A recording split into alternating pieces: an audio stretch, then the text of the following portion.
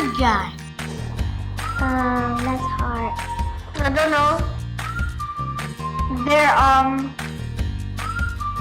To me, saints are people who evangelize about Christ to others. A saint is a canonized person acknowledged as holy and virtuous. I think saints are people who are chosen by Jesus to spread his word around the world. I think saints are people who practice God's words. They love and pray to Papa Jesus. A saint for me is a person acknowledged as holy or close to God. Saints are holy people. They're teaching the other people to follow and listen to God and Jesus.